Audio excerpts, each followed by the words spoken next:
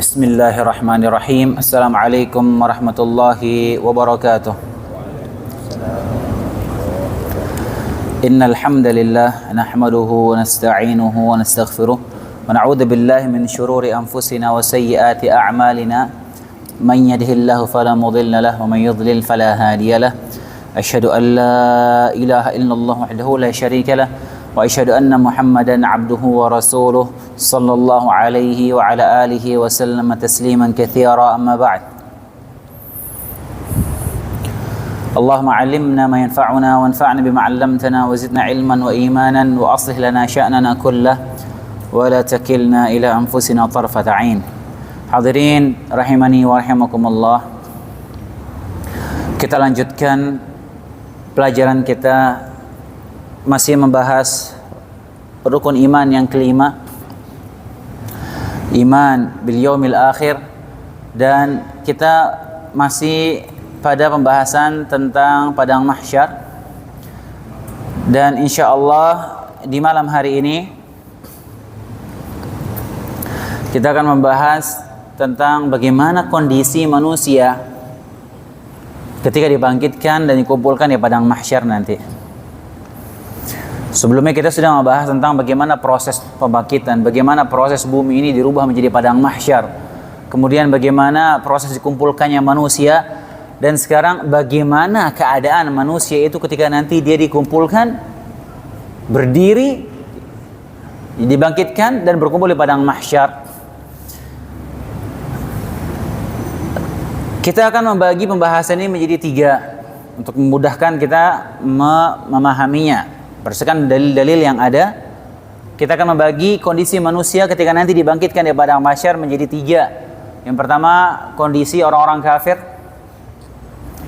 Kemudian yang kedua, kondisi orang-orang mukmin tapi mereka bermaksiat, ahlu maksiat, yang berdosa, pelaku maksiat, mukmin.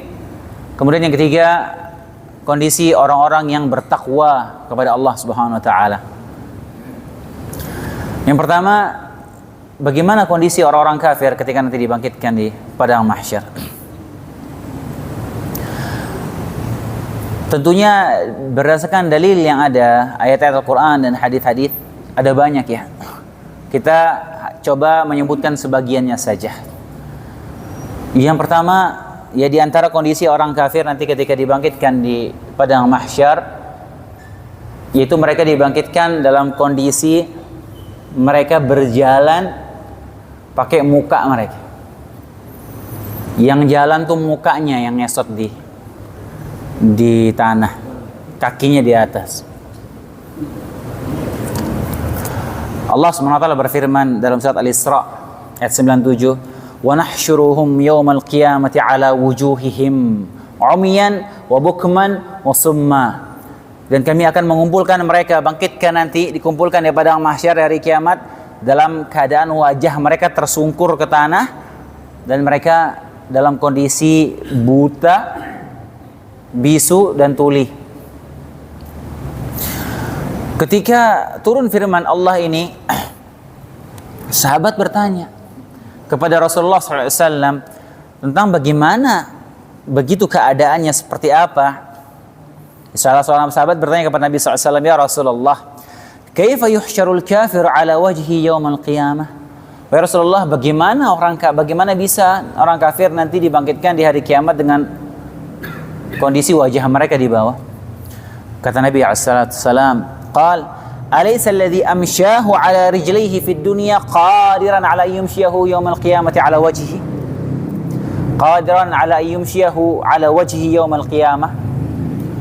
Bukankah Allah Subhanahu wa taala yang mampu, yang menjadikan mereka berjalan di atas kaki mereka ketika di dunia, mampu menjadikan mereka berjalan dengan wajah mereka di hari kiamat? Jawaban Nabi demikian. Allah Maha Kuasa. Allah mampu menjadikan keadaan mereka demikian. Allah sebutkan dalam surat Al-Isra. Jadi wajahnya yang tersungkur ke tanah. Antum bayangkan nanti. Jadi ketika di padang mahsyar, kondisi orang dibangkitkan itu berbagai macam sudah. Kita kan sebutkan sebagian. Jadi antaranya ada yang seperti itu, mukanya yang dia jalan di tanah, mukanya. Wal'iyadu billah. Ya, dan itu diantara bentuk penghinaan. Bentuk penghinaan, terhina dia dalam keadaan demikian karena apa? Dia disebutkan oleh para ulama karena ketika di dunia mereka ya bagian wajah yang tempat yang paling mulai dari tubuh manusia dijadikan terhina seperti itu karena apa? Karena wajahnya tidak pernah tersungkur sujud untuk Allah Subhanahu wa taala ketika di dunia. Kemudian di antara keadaan mereka berikutnya, keadaan orang kafir dibangkitkan pada mahsyar, itu dibangkitkan dalam kondisi buta tuli bisu. Seperti kita lanjutan ayat yang pertama. Seperti surat Al-Isra ayat 97 tadi, mereka mukanya berjalan, kemudian dalam kondisi buta tuli bisu. Kemudian juga dalam surat Taha, Allah SWT berfirman, "Wa man a'rada 'an dzikri fa inna lahu ma'isyatan dhanka." Barang siapa yang berpaling dari peringatanku, maka baginya kehidupan yang sesak, sempit. Wa nahsyuruhum yaumal qiyamati a'ma, dan mereka akan dibangkitkan di hari kiamat nanti dalam kondisi buta. Qala rabbi lima hasyartani a'ma wa qad kuntu basira. Ya Allah, kenapa kau bangkitkan aku dalam keadaan buta sementara dulu di dunia aku bisa melihat? Kata Allah Subhanahu wa taala, qala kadzalika atatka ayatuna fanasitaha wa kadzalika al-yawma tunsa. Demikianlah keadaan kalian, dulu datang peringatan kami, ayat-ayat kami kepada kalian, tapi kalian melupakan ayat-ayat tersebut, maka sekarang kalian juga akan dilupakan. Wa kadzalika najzi man asrafa wa lam yu'min bi ayati rabbih wal 'adzabul akhirati asyaddu abqa.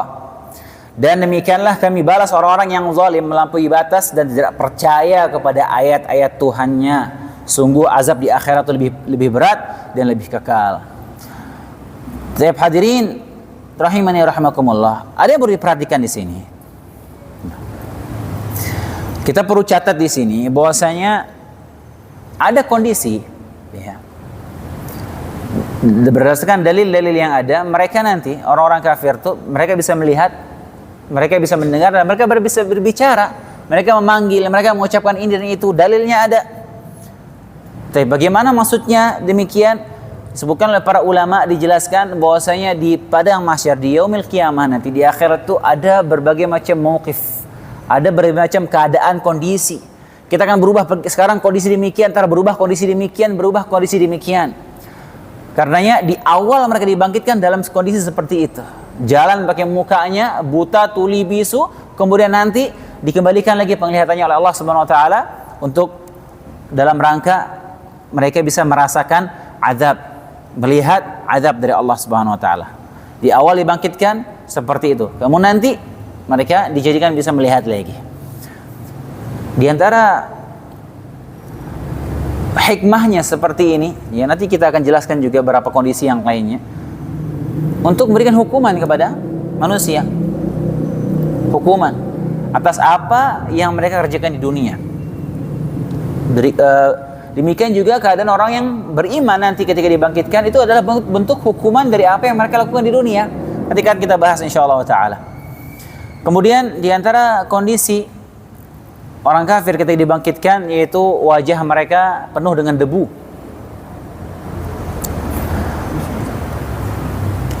Disebutkan oleh para ulama kenapa wajah mereka berdebu ketika dibangkitkan, karena keringat mereka itu sampai menenggelamkan wajah mereka ketika berdiri pada mahsyar. Allah SWT berfirman, wujuhu yawma idzin 'alaiha ghabarah tarhaquha qatarah ulaika humul kafaratul fajarah. Dan pada hari itu wajah-wajah mereka tertutup debu, tertutup oleh kegelapan. Kegelapan di sini maksudnya kehinaan dan kesusahan. Mereka itulah orang-orang yang kafir dan durhaka. Dalam surat Abasa, di akhir surat Abasa. Kemudian kondisi mereka berikutnya ketika dibangkitkan di padang mahsyar nanti, mata mereka melotot terbelalak. Matanya melotot terbelalak. Begitu kondisinya ketika dibangkitkan. Allah SWT berfirman, khusy'an absaruhum yakhrujuna minal ajdathi ka'annahum jaradun muntashir. Mata mereka terbelalak, melotot, terbelalak Dan ketika mereka keluar dari kuburan, seakan-akan mereka belalang yang berterbangan. Kita sudah jelaskan pada pertemuan yang lalu ini. Manusia dibangkitkan keluar di kuburan tuh seperti belalang, terbangan ke sana kemari, bingung, luntang-lantung. Sambil kondisi orang kafir matanya terbelalak melotot. Dalam ayat lain Allah berfirman tentang orang-orang yang zalim. Wala tahsabannallaha ghafilan amma ya'maludz zalimun. Jangan kalian menyangka Allah lalai atas apa yang diperbuat oleh orang-orang yang zalim. Innama yuakhiruhum liyawmin tashkhasu fihi al-absar. Sungguh kami menangguhkan mereka sampai datang hari di mana mata mereka terbelalak. Muhti'ina muqni'i ru'usihim. Mereka datang dengan tergesa-gesa memenuhi panggilan sambil mengangkat kepala mereka. Dengan mata melotot mereka mengangkat kepala mereka, mata melotot. La yartaddu ilaihim tarfuhum wa afidatuhum hawa. Mata mereka sekalipun tidak berkedip dan dada mereka, hati mereka kosong. Bisa untuk bayangkan bagaimana mengerikannya begitu keadaannya manusia. Dia keluar seperti itu keadaannya. Kenapa seperti itu? Kenapa seperti itu matanya sampai mau loncat, terbelalak, dadanya sampai kosong, kenapa? Karena ketakutan. Karena saking mengerikannya kondisi pada hari itu. Kondisi berikutnya, ketika dibangkitkan, dan ini kalau kita bayangkan ini yang paling mengerikan ini hadirin. Dia punya jantungnya naik sampai ke lehernya. Na'udzubillah. Wal'iyadu. Ana beberapa kali di majelis ini sering singgung ayat ini. Kalau kita kaget atau mendengar berita yang mengejutkan, bikin kita shock, itu kayak jantung ini kayak rasa copot ya. Kayak jantung kayak rasanya jatuh rasanya, saking mengejutkannya, kita kaget atau ketakutan atau apa, jantung kayak rasa copot rasanya kayak copot. Jantungnya tetap di sini tapi rasanya kayak copot. Tapi ini nanti di hari kiamat jantungnya naik sampai ke lehernya, dan benar-benar ini jantungnya naik sampai ke leher, bukan rasanya, jantungnya naik. La haula wala quwata illa billah. Jadi jantungnya naik sampai ke lehernya, gara-gara apa? Saking ketakutannya. Tidak ada ketakutan di dunia ini sampai bisa bikin orang seperti itu, nggak ada, mustahil. Paling mentok orang kalau dia ketakutan luar biasa dia pingsan. Kalau di dunia jantungnya ya tetap di situ tempatnya, nggak bergeser. Tapi ini jantungnya sampai bergerak naik. Dalilnya tadi kita sebutkan tentang yang mata mereka terbelalak di surat Ibrahim ayat 42 43 tadi, di akhir ayatnya wa afidatuhum hawa, kata Allah Subhanahu wa taala, dan hati mereka kosong. Di antara disebutkan oleh para ulama, maknanya apa ayat tadi hati mereka kosong? Kenapa hati mereka kosong? Dada mereka ini kosong kenapa? Karena jantungnya naik sampai ke lehernya.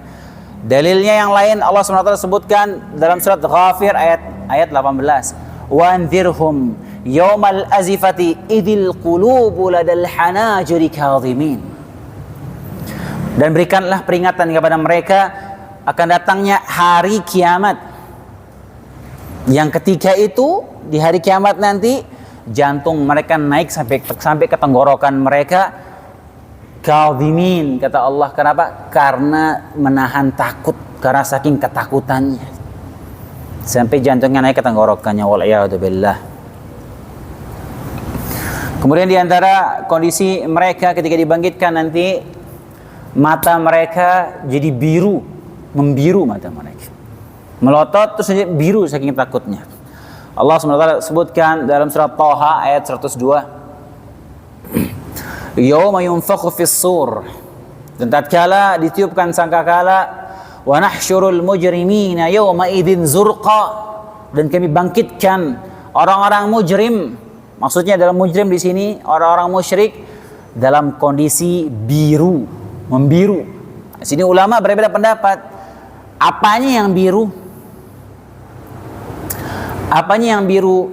dalam ayat ini zurqa di situ dibangkitkan dalam kondisi biru, itu biru apanya?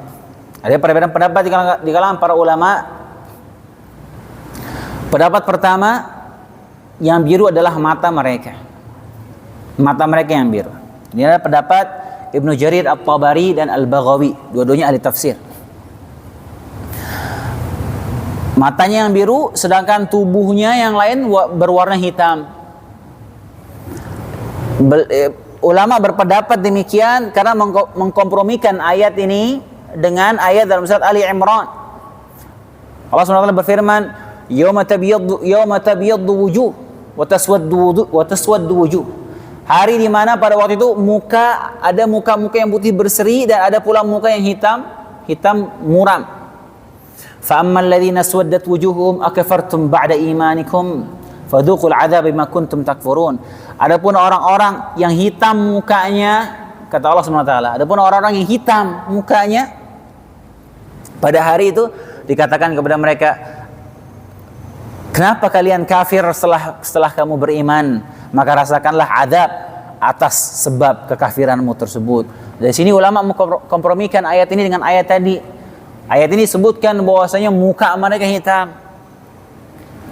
Maka pendapat yang pertama, matanya biru, sisa bagian tubuhnya berwarna hitam. Pendapat kedua mengatakan bahwasanya yang biru adalah tubuh mereka. Saking ketakutannya sampai badannya semua jadi membiru sebadan karena saking takutnya. Wal'iyadzubillah. Dan kondisi-kondisi seperti ini Allah ceritakan dalam Al-Quran. Allah jelaskan dalam Al-Quran. Gamblang, jelas. Bagaimana perjalanan setelah kematian. Dan bagaimana kondisi-kondisi manusia setelah kematian Allah jelaskan dalam Al-Quran. Dan ini sungguh kondisi yang sangat mengerikan. Yang mungkin sekarang mereka bersenang-senang, ya, ketawa-ketawa, menghinakan orang yang beriman, dilecehkan. Nanti pada hari tersebut seperti itu kondisi. Waliyadzubillah.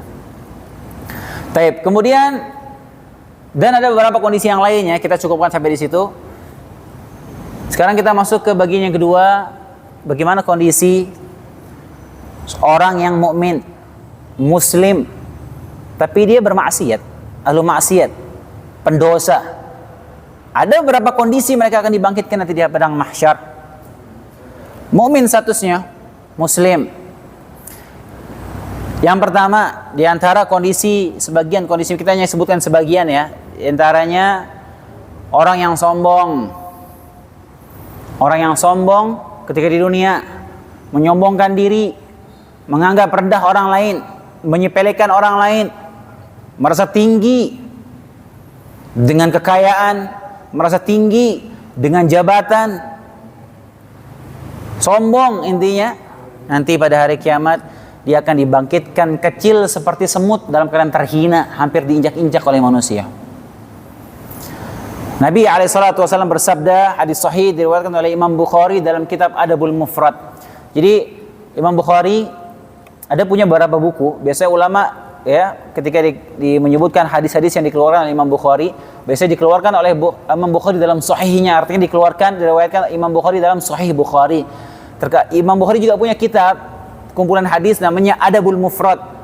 Nah, di situ ulama bisa menyebutkan diriwayatkan oleh Imam Bukhari dalam Adabul Mufrad, tapi bukan di Sahih Bukharinya. Tapi ini hadis sahih. Rasulullah SAW bersabda, "Yuhsyarul mutakabbiruna yaumal qiyamah amthal adh-dhurri fi suratir rijal." Allah SWT akan membangkitkan orang yang sombong, akan dikumpulkan pada hari kiamat seperti semut tapi bentuknya manusia. Kecilnya seperti semut tapi berbentuk manusia. Yakhshahumud dhullu min kulli makan.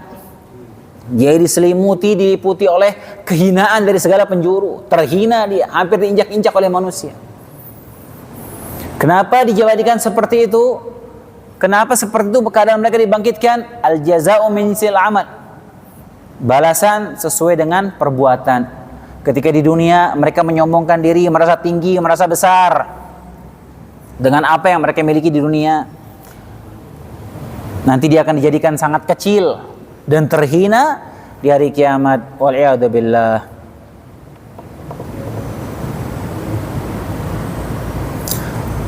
Orang macam-macam ya. Kadang baru pakai mobil bagusan dikit, ada kesombongan dalam hatinya. Sombong dia. Apalagi dia pakai mobil yang harganya 5M misalnya. Berat hadirin. Dia bisa tawadhu hatinya dengan pakai barang semewah itu hebat. Setinggal di rumah mewah, bisa tawadhu hatinya hebat. Apalagi ada bintang di sini nih. Dia bisa humble sama orang, hebat. Benar ini. Sifat manusia seperti itu. Apalagi kalau sudah pakai baju dinas berpangkat, cara jalannya udah beda. Iya, itu kesombongan. Berat itu. Berat.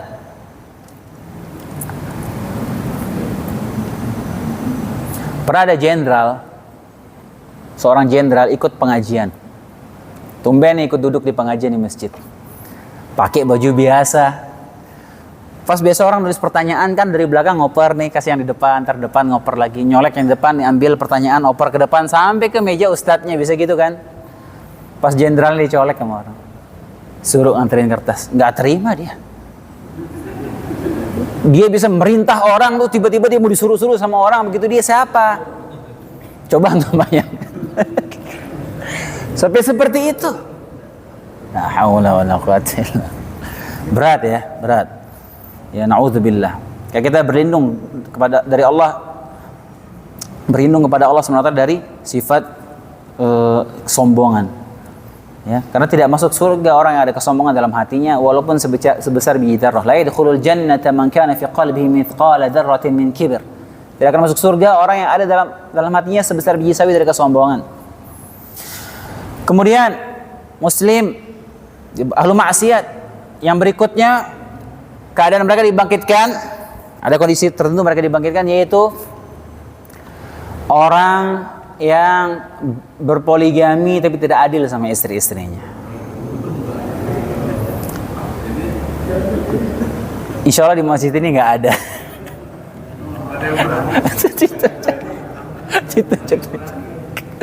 Dan ini berat hadirin. Dan ini luar biasa ya.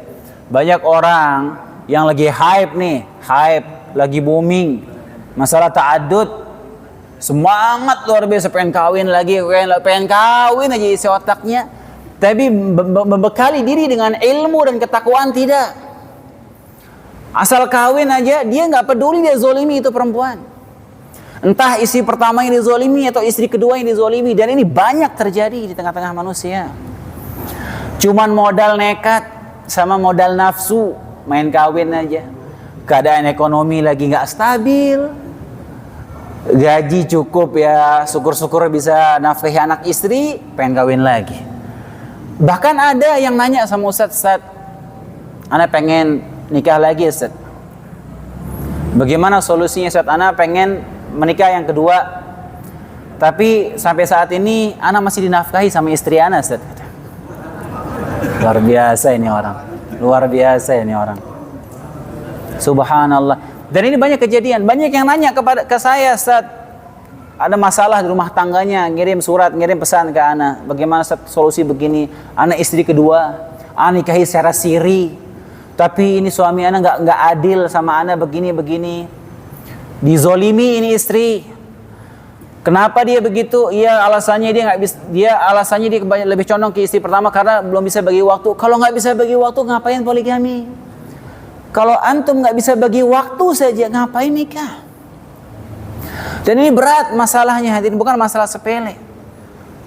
Itu masalah antum menzolimi anak orang lain. Hari kiamat nanti kata Nabi SAW, man kana lahum ra'atan, famala ila ihdahuma,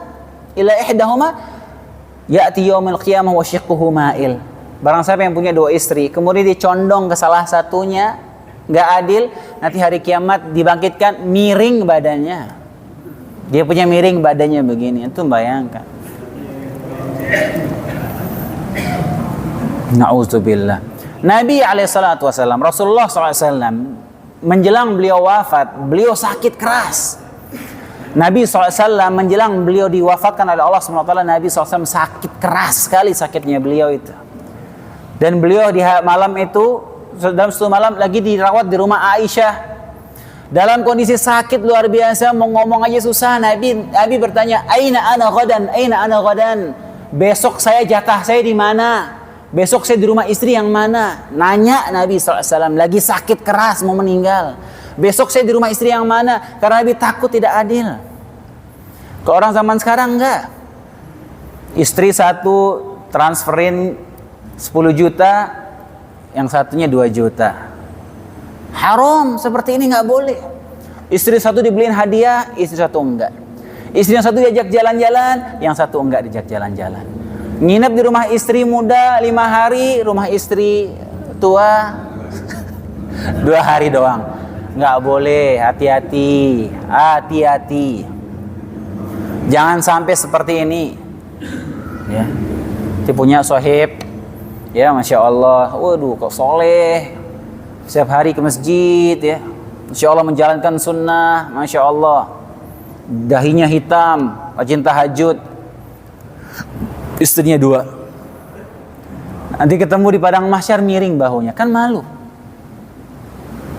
Ya, dan berat masalah ini ya, dan banyak orang yang merusak citra syariat yang mulia ini, syariat poligami ini dirusak karena ulah oknum-oknum tersebut. Nggak siap mental, nggak siap ekonomi, nggak siap ilmu, main kawin aja 2, 3, ntar cerai, kawin lagi 1, asik.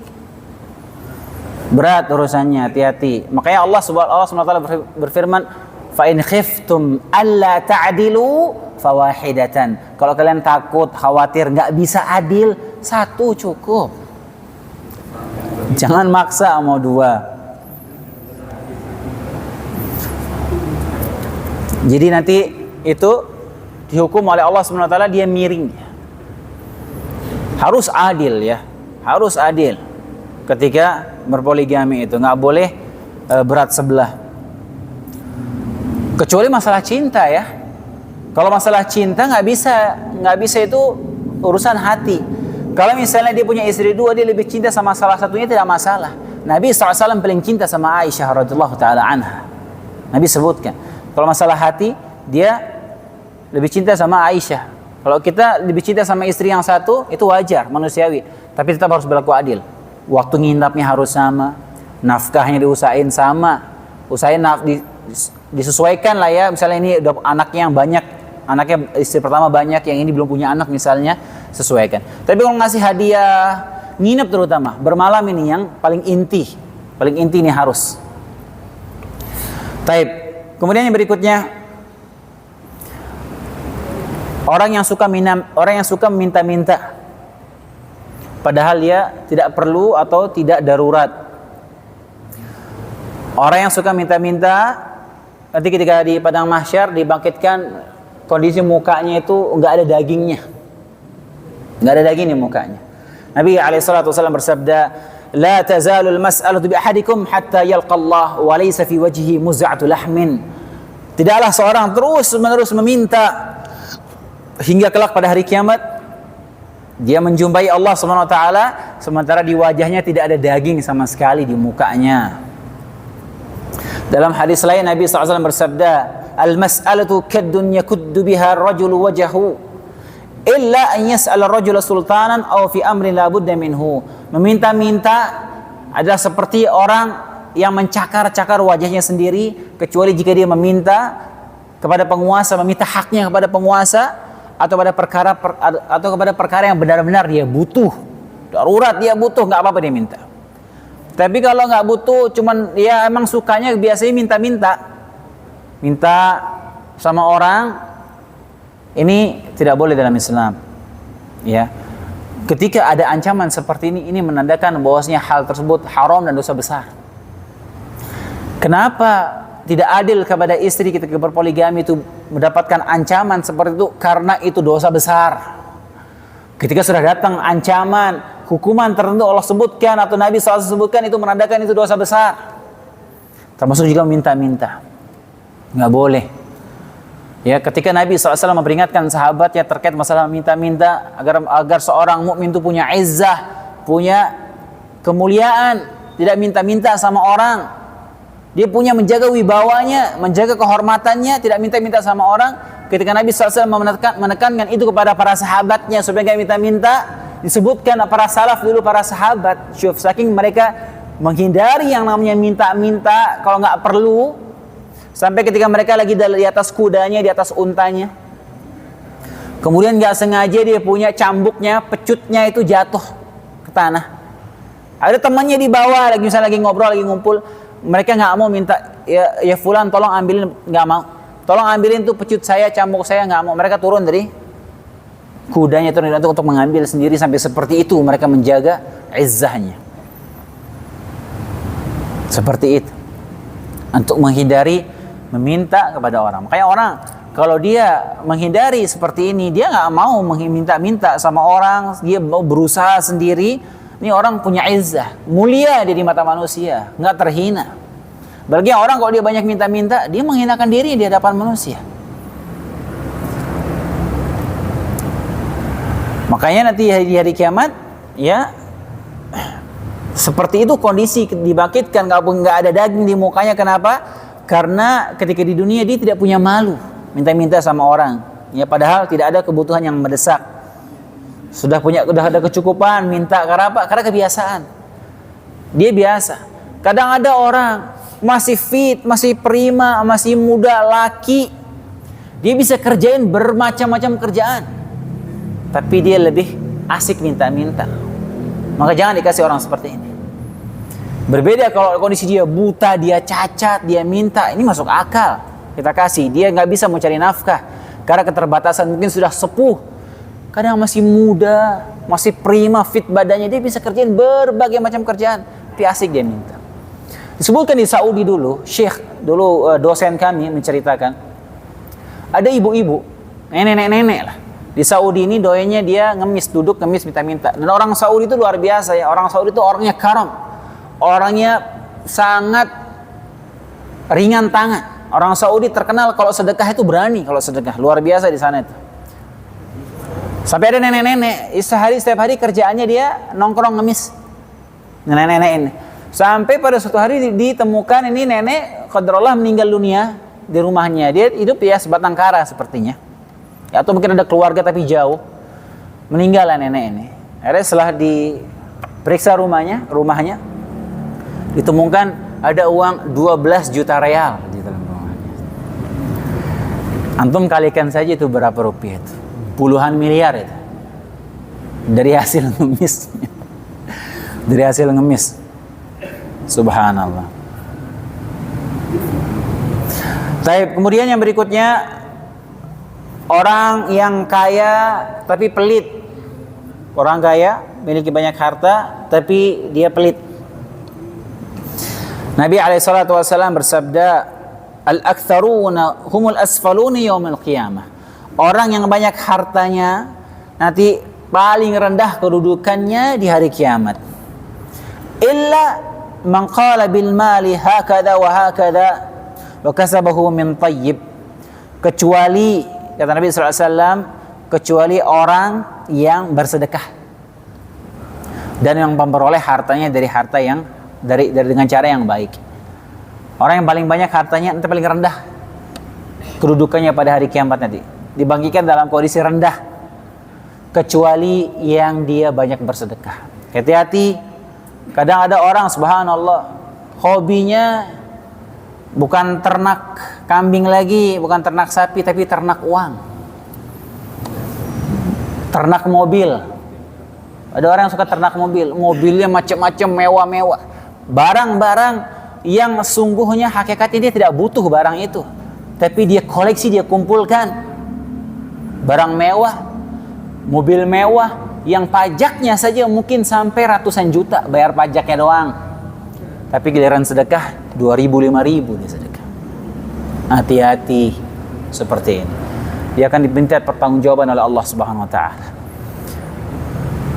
Ibu-ibu beli tas ada yang harganya sampai 600 juta, 1 miliar. Antum bayangin itu tas Itu tas harga 1 miliar, itu bisa nyimpen suami itu di situ. 1 miliar tas. Ana nggak habis pikir orang beli tas harga 1 miliar tuh buat apa? Hati-hati. Dihisab oleh Allah Subhanahu wa taala. Siapkan jawaban Anda di hadapan Allah Subhanahu wa taala, kenapa kamu beli tas semahal itu? Sementara tetanggamu di komplekmu masih ada yang susah makan. Radius 1 kilometer di rumahmu ada yang masih melarat. Terus kamu pakai tas harga 1 miliar, punya mobil 6, 7 di rumah harga miliaran. Hati-hati. Akan ditanya oleh Allah Subhanahu wa taala. Pasti ditanya.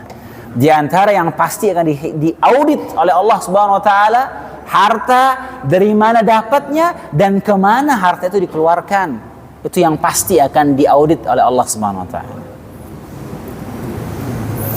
Makanya orang yang hobinya mengoleksi harta tapi dia pelit, dia dibangkitkan dalam kondisi yang sangat rendah pada hari kiamat, wal iyadu billah.